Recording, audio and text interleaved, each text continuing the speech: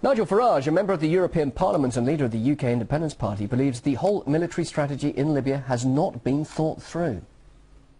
It's perfectly clear that as far as Rompuy is concerned, regime change is why we're involved in Libya.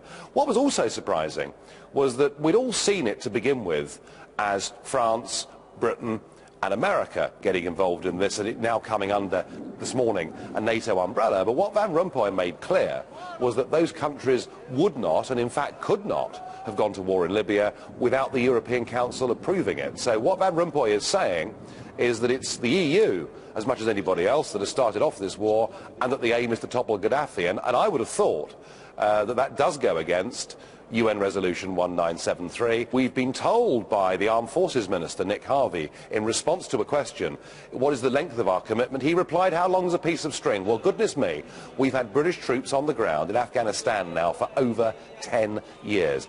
I don't think there's any appetite for us getting involved in foreign wars where we cannot directly see our own national interests being threatened, and where, frankly, if we go in to support the rebels, we don't even know who they are or what they stand for or what they want. I don't think anybody has thought this through. It may well be that the people defending Benghazi against Gaddafi are, at the moment, very grateful for the help they've had over the course of the last week. But you know, if we run this on any longer, we may well find ourselves with ground troops in a country where we actually alienate both sides of the conflict. So I am very, very nervous and very sceptical. I don't like what's happening in Libya, but here we are, throwing in our aircraft, possibly about to throw in our troops, against a man who just 4 months ago, Mr. Van Rompuy, was hugging in public. The air is pretty thick with hypocrisy over this, isn't it?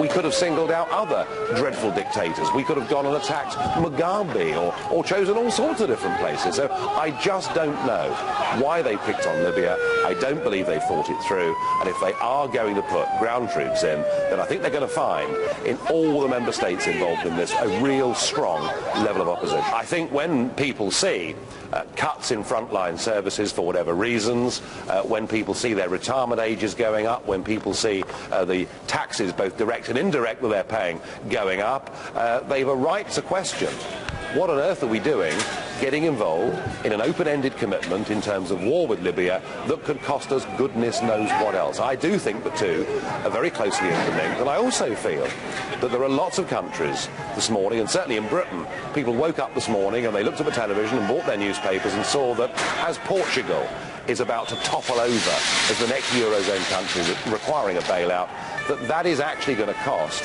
each British taxpayer about £400, and that actually the biggest effect on our pockets this week wasn't the Chancellor's budget, but it was the fact that the Portuguese government fell and they're about to be bailed out. So I think people have every reason to be pretty angry that they see their own costs at home going up, their services being cut, and money being thrown overseas in all sorts of projects that they wouldn't necessarily support.